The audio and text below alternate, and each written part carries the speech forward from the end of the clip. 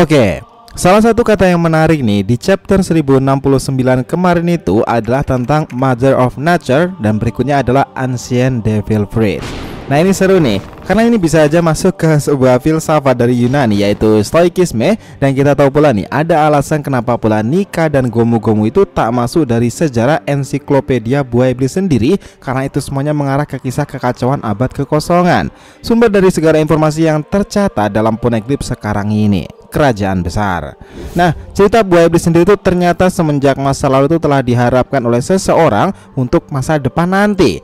Dan seperti yang tergambarkan dalam chapternya kali ini, segala sesuatu itu ternyata ada karena memiliki sebuah alasan. Nah, ada alasan pula yang menghubungkan Mother of Nature sendiri dengan Ancient Devil Fruit hingga saat ini. Dan satu yang pasti nih, mereka itu seharusnya diinginkan selaras dengan alam. But reality is still reality. Let's go boys, kita bahas mulai dari sini.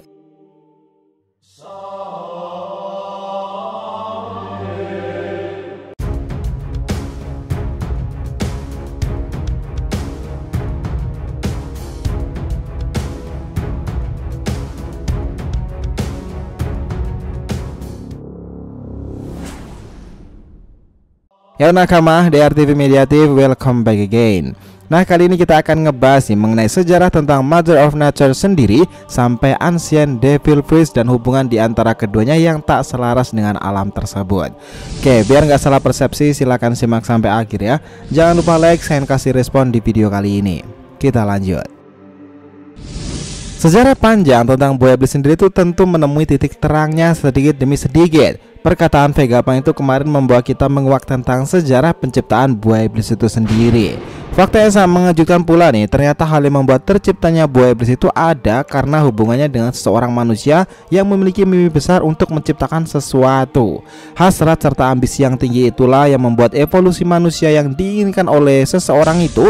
Artinya nih, setiap kemampuan dari banyaknya ragam buah iblis sendiri mewakili keinginan seseorang tersebut akan menjadi apa. Nah, ambisi besar tersebut juga menjelaskan lebih lanjut lagi tentang kekuatan dan juga kemampuan luar biasa dari balik buah tersebut, dimana kita sendiri pasti juga tak asing lah bahwa tiap Devil Fruit itu memiliki kemampuan dan wujud perubahan yang mengesankan masing-masingnya. Nah, masing-masing kemampuan ataupun power dari buah iblis itu sendiri adalah gambaran nyata dari wujud harapan besar manusia akan kekuatan itu. Hal inilah yang membuat Vegapunk itu menjelaskan bahwa ada alasan kenapa kemampuan seseorang pengguna buah iblis itu untuk berenang itu akan lenyap di lautan. Nah, hal ini didasari nih oleh semacam analogi hidup yang tidak selaras dengan alam, dimana seharusnya hidup selaras dengan alam itu, namun proses untuk memiliki keinginan dan juga kekuatan dahsyat yang diwujudkan melalui buah iblis itu sendiri tidak masuk akal dan tidak selaras dengan alam pula. Oleh karena itu, alam kemungkinan membenci hal tersebut. Dalam kasus analogi alam di sini adalah Mother of Nature. Nah, biar nggak pada bingung nih, di sini tuh analogi Mother of Nature di sini tuh adalah ibu pertiwi lah ya, dunia perlautan. Laut yang luas itu maksudnya analoginya di sini. Nah, hal ini yang mendasari pula bahwa laut sendiri itu membenci akan keinginan yang tak selaras dengan alam itu. Para pengguna buah iblis sendiri itu sangat dibenci oleh laut.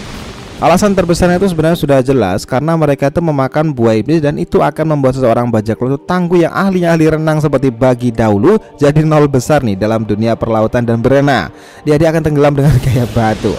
Ini didasari karena air laut sendiri jadi kelemahan pengguna buah iblis. Meski mendapati kemampuan buah iblis sang alam mengesankan nih, tetapi tetap hidup selaras dengan alam yang lebih manusiawi. Nah, itulah yang mungkin dipercaya oleh Mother of Nature sendiri. Sehingga nih para user itu akan melemah, dan mana kekuatan itu jika mereka terjebak di lautan sana. Kasusnya banyak nih, seperti Luffy, Big Mom atau bahkan Yonko yang lainnya, mereka juga akan melemah jika terkena air laut. Nah, penjelasan ini membuat kita itu menelisik nih mengenai pernyataan dari Vegapunk sendiri, bahwa ia itu menjelaskan mereka yang memiliki kekuatan buah iblis sendiri itu sebenarnya sedang mengalami kutukan dalam tubuh mereka. Meskipun itu sangatlah overpower nih, para pengguna kekuatan buah iblis tersebut juga hidup di masa depan. Kondisi ini mungkin menjadi sebuah afirmasi nih dalam bentuk kekuatan dan juga keinginan besar manusia di masa lalu itu sebagai sebuah harapan untuk memiliki kemampuan yang luar biasa. Dimana entah dengan kekuatan apa nih, mungkin pula dengan prediksi kita energi kuno di masa kerajaan besar. Keinginan untuk membuat hal itu terwujud dalam bentuk buah iblis. Dan itulah kenapa Vegapunk sendiri itu sebagai ilmuwan menjelaskan dengan hati-hati kala itu bahwa pengguna Devil Fruit sendiri itu adalah para manusia di masa depan, karena mereka sendiri hidup berdasarkan keinginan yang ada di masa lalu. Nah, dari sini memang ramai teori nih bagaimana proses pembentukan buah iblis sendiri sampai buah tersebut sampai kepada para bajak laut dan angkatan laut pula. Nah, kalau tadi kita sudah membahas lebih dalam nih tentang Mother of Nature sendiri, kita coba lebih jelaskan lagi tentang para Ancient Devil Fruits ini. Salah satu momen beberapa waktu lalu yang sangat ramai itu adalah tentang energi kuno kerajaan besar, dimana itulah sumber energi tak terbatas yang kemungkinan menggerakkan robot besar tersebut.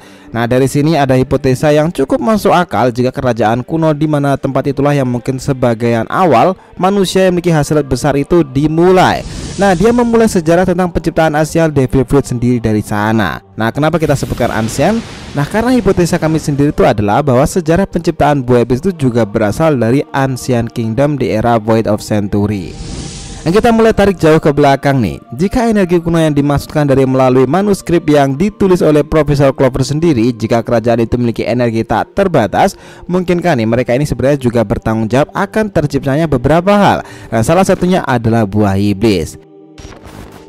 Nah, ngomongin soal buah iblis sendiri itu memang menarik, karena sampai saat ini kita menduga bahwa kehadiran Vegapunk sendiri itu akan mengungkapkan misteri tentang buah Satan tersebut. Dan ternyata di chapter 1069 itu semua itu memang ada benarnya. Robot kuno kala itu bersempurna dengan energi kuno seperti impian Vegapunk untuk memberikan energi secara gratis. Dan kami pikir bahwa penelitiannya itu malah menyeretnya untuk mengungkapkan beberapa hal lagi. Dan salah satunya buah iblis dengan lebih dalam lagi. Nah, mungkin Vegapunk itu akan tahu nih jika kerajaan kuno itu tidak hanya bertanggung jawab pada Poneglyph, tetapi dengan buah iblis itu sendiri. Akuma no Mi berasal dari kata Akuma, yang mana itu merupakan referensi dari roh api jahat dalam cerita rakyat Jepang. Nah, nama Akuma sendiri itu merujuk pada kata mani, yang mana jika diterjemahkan menjadi kata Satan atau demon dalam bahasa Inggris. Jadi Akuma sendiri itu merujuk pada Satan atau Mara dalam budaya dan ajaran Buddha di Jepang kala itu. Dan dari referensi itu bersumber sekitaran 790-an tahun yang lalu, zaman dimana itu era yang jauh sebelum hari ini. Nah, kenapa bisa seperti itu? Kami pikir dengan munculnya kembali buah iblis itu sepertinya sudah bukanlah hal aneh sih jika menyebutkan jika buah iblis itu sendiri serasa memiliki energinya pula. Meski penggunanya mati, ia akan muncul kembali dalam beberapa momentum. Mera-Mera no Mi adalah contoh nyatanya. Nah, bisa jadi pula nih jika sistem kekuatan dan konsep dari buah iblis itu sendiri juga terinspirasi dari kisah-kisah di dunia nyata yang tentunya sudah tak asing lagi di telinga kita. Ya, kalian tentunya sudah pernah mendengar dari kisah mengenai manusia pertama dan alasan diusir dari surga Adam dan Hawa kan? Bukan tidak mungkin pula jika konsep dari buah iblis itu terinspirasi dari kisah Adam dan Hawa, di mana pada saat itu setelah terciptanya surga, tempat keduanya hidup damai selamanya itu. Tetapi nih, hanya ada satu aturan yang membatasi keduanya, yakni Adam dan Hawa tidak bisa memakan buah dari sebuah pohon. Namun akibat hasutan dari iblis dalam wujud seekor ular itu, Hawa ini tertipu nih karena ular itu mengatakan kalau siapapun yang memakan buah itu akan memperoleh pengetahuan yang sangatlah luas. Nah, dalam dunia One Piece sendiri, pengetahuan itu bisa digambarkan sebagai berbagai kekuatan yang menakjubkan nih setelah seseorang memakan buah iblis. Hawa kemudian memakan buah itu dan setelah itu dia juga memberikannya kepada Adam. Kejadian itulah yang disebut sebagai kejahatan pertama yang dilakukan oleh umat manusia. Nah, akibat melanggar aturan tersebut, keduanya dihukum dengan cara diusir dari surga dan tidak akan bisa kembali sampai waktu yang telah ditentukan. Melalui asal-usul terciptanya manusia itu, Oda itu mungkin telah mengambil beberapa referensi nih, seperti soal buah terlarang atau yang disebut pula juga sebagai buah pengetahuan, Fruit of Knowledge. Itulah mengapa nih alam itu menghukum siapapun yang memakan buah iblis itu, meskipun mendapati kemampuan besar-besaran, tetapi mereka itu tak diterima oleh Mother of Nature sendiri dalam dunia perlautan. Sehebat apapun mereka, kemampuan mereka itu akan hilang seketika jika berada di air laut. Nah, sebagai penutup video ini nih, kita jadi terfikirkan perkataan dari Socrates, salah satu filsuf yang menulis manuskrip dari Stoikisme dari ajaran Zeno. Nah, dia mengatakan seperti ini. Seperti yang kita tahu dalam kehidupan sehari-hari, tentu ada saja hari di mana kehendak kita tidak selaras dengan kehendak alam, kosmos, atau bahkan seisinya. Namun satu hal yang perlu menjadi fokus kita adalah mengendalikan aspek yang berada dalam kontrol kita sendiri. Dengan begitu, maka secara perlahan kita akan bisa menyeimbangkan kehendak kita dengan kehendak alam semesta. Jika dalam Stoikisme adalah ajakan untuk selaras dengan alam, di mana alam yang dimaksud adalah totalitas kosmos dan sekitarnya, maka jika dalam ranah One Piece sendiri, Mother of Nature itu adalah analogi dari alam yang sesungguhnya. di mana proses untuk memiliki keinginan dan kekuatan dahsyat yang diwujudkan melalui buah iblis itu tidak masuk akal dan tidak selaras dengan alam pula. Mereka yang melawan hukum alam dan tidak mencoba lebih seimbang dengan nalar berkesadaran, ada kemungkinan alam sendiri akan membenci akan hal itu. Wow, Mother of Nature, Ancient Devil Fruit, dan Stoicism. That's really nice. So itulah tadi nih pembahasan kita mengenai sejarah Mother of Nature sampai Ancient Devil Fruit, tentang mereka yang tak selaras dengan alam itu. Thanks a lot guys telah menonton video ini, and we'll be come back again.